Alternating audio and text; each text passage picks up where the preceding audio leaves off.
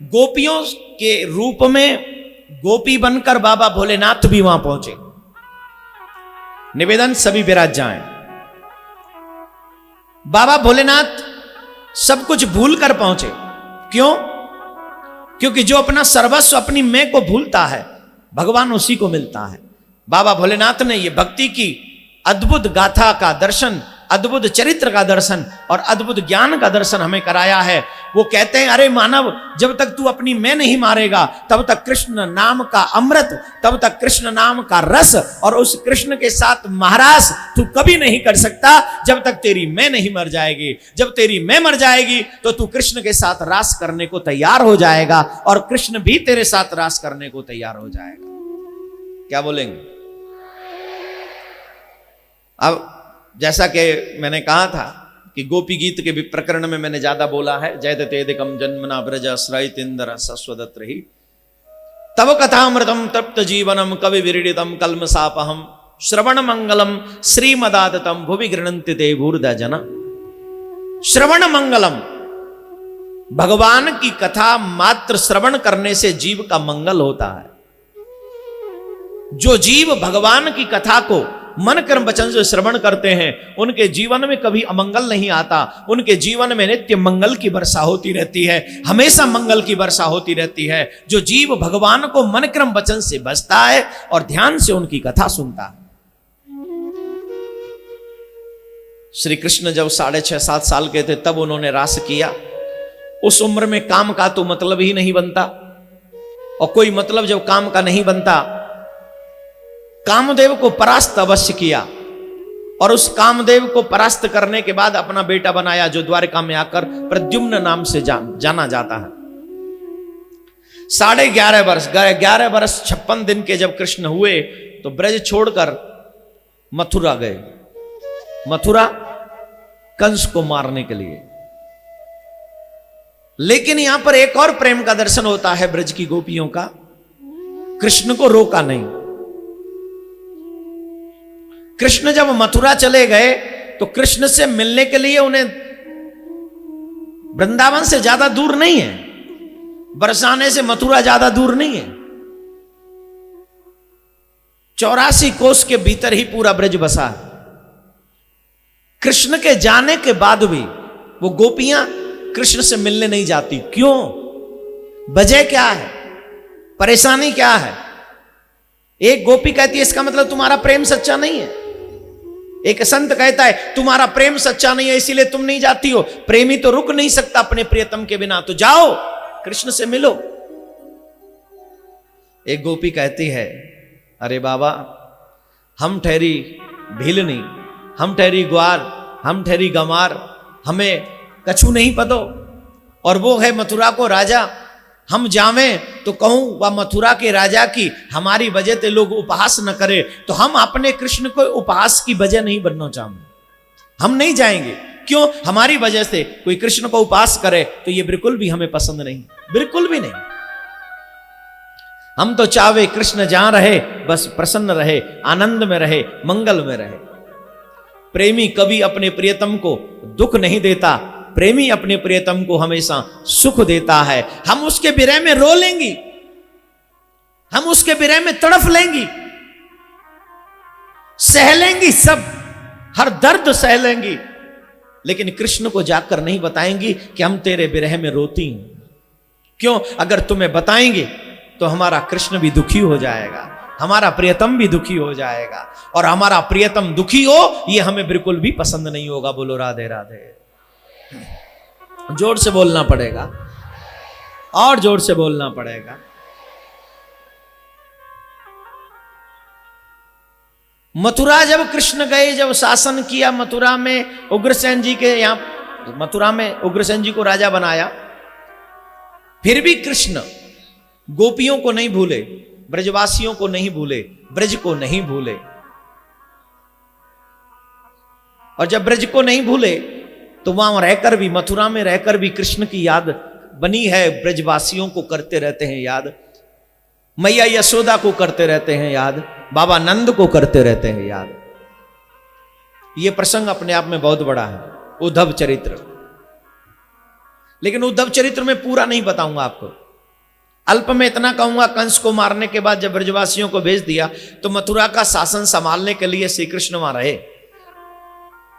जो यदुवंशी मथुरा छोड़कर चले गए थे कंस की वजह से, उनको मथुरा में पुनः वास कराया, उन सबको मथुरा वापस लाए।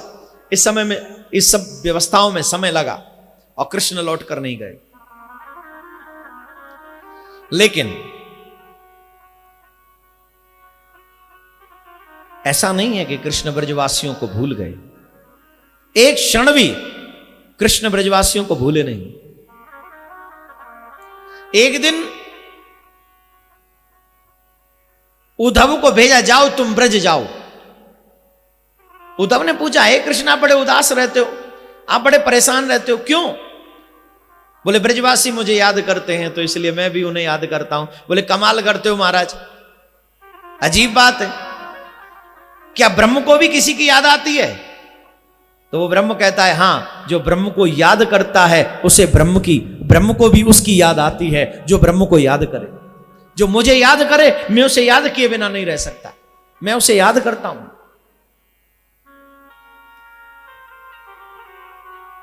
मैं ऐसा ज्ञान दे सकता हूं जिससे वो आपको भूल जाए। अगर वो मुझे भूल जाएंगे तो मैं उन्हें याद नहीं करूंगा। उद्धव को भेजा ब्रज में। अब बहुत से लोग कहते हैं कि ब्रज की गोपियां ही कृष्ण से प्रेम किया करती हैं, ऐसा नहीं है। ब्रज के पेड़ पौधे भी कृष्ण से प्रेम करते हैं। हे मेरे भाई, जिस प्रेम की चर्चा यहां हो रही है यह अद्भुत है। जब कृष्ण किसी कदम्ब के नीचे खड़े होते थे, किसी कदम्ब के नीचे खड़े होते थे, तो वो कदम्ब की टहनियां कृष्ण को चारों तरफ से अपने बागोश में ले लेती थी और बांध लेती थी कृष्ण को, हम तुम्हें जाने नहीं देंगे। वो कदम के वृक्ष भी, वो पेड़ पौधे भी, वो गैया बछड़ा भी कृष्ण से प्रेम करते हैं। प्रेम की पराकाष्ठा क्या होगी? जब कृष्ण थे तो 9 लाख गैया दूध देती थी, अब कृष्ण नहीं है तो मात्र 9 गैया दूध देती हैं, सिर्फ 9 गाय दूध देती हैं। 9 लाख गायों ने दूध देना क्यों बंद कर दिया? बोले जब कृष्ण नहीं तो दूध किसके लिए दें? हमारा किसी बछड़े से मोह नहीं, हमारा किसी संसार के व्यक्ति से मोह नहीं, हमारा सारा मोह कृष्ण से था। हम दूध कृष्ण के लिए देती थी, जब कृष्ण नहीं तो हम दूध नहीं देंगे। उन्होंने दूध देना बंद कर दिया, लेकिन 9 गैया दूध देती हैं। कितनी? 9 गाय दूध देती हैं। पूछिए क्यों? 9 गाय इसलिए दूध देती हैं, कहीं ऐसा ना हो किसी दिन कृष्ण आ जाए, और कृष्ण आ जाए तो कहीं ऐसा ना हो कि उन्हें दूध ना मिले, उन्हें माखन ना मिले, उन्हें मिश्री ना मिले, उन्हें छाछ ना मिले। कृष्ण को सबसे ज्यादा प्रिय माखन, 56 भोग को भी ठुकरा देते हैं माखन के पीछे। कहीं ऐसा ना हो कि किसी दिन कृष्ण आ जाए और उन्हें माखन न मिले, और वो माखन न मिले तो भूखा रह जाएगा, और मेरा प्रियतम जिसे मैं इतना प्रेम करूं वो भूखा रह जाए मेरे होते हुए। नहीं, मैं दूध दूंगी, हर दिन दूध दूंगी, जब तक कृष्ण नहीं आएगा, जब तक कृष्ण नहीं आएगा मैं दूध देती रहूंगी। क्या पता किस दिन आ जाए। उम्मीद कभी समाप्त नहीं होती मेरे भाई बहन, उम्मीद कभी समाप्त नहीं होती। कहते हैं उम्मीद पे ये दुनिया बनी हुई है, टिकी हुई है, और वो उम्मीद उन गायों को भी है कि कृष्ण आएगा।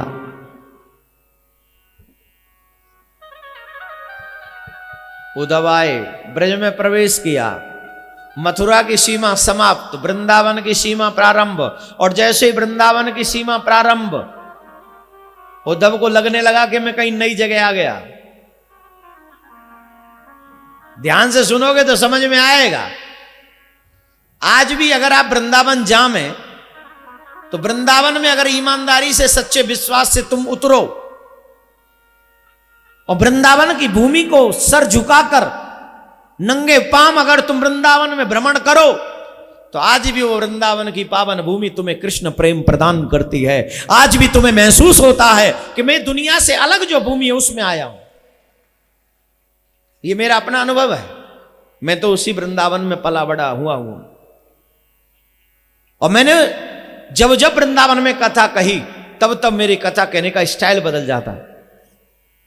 मैं नहीं बदलता, जानबूझ के नहीं बदलता, वो भूमि बदलवा देती है। वो उतना दे देती है कि ये बोल, यहां तो ये होता है।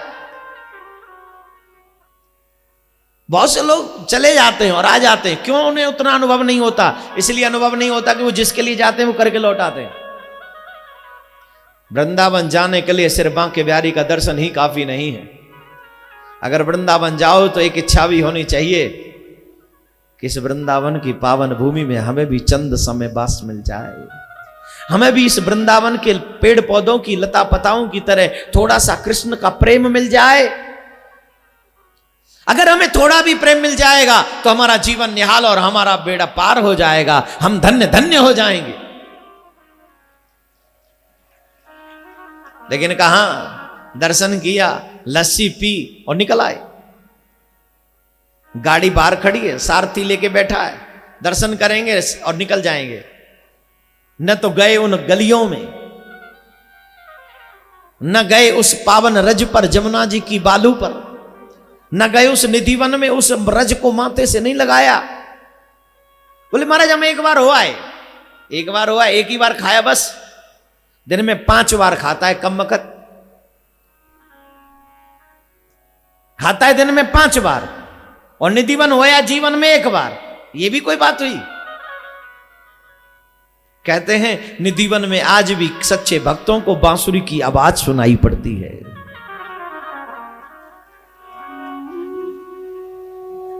सुनते हैं आज भी उस निधिवन में कृष्ण के उन नूपुरों की आवाज आती है। सुनते हैं आज भी उस निधिवन में किसी के बतियाने की आवाज आती है।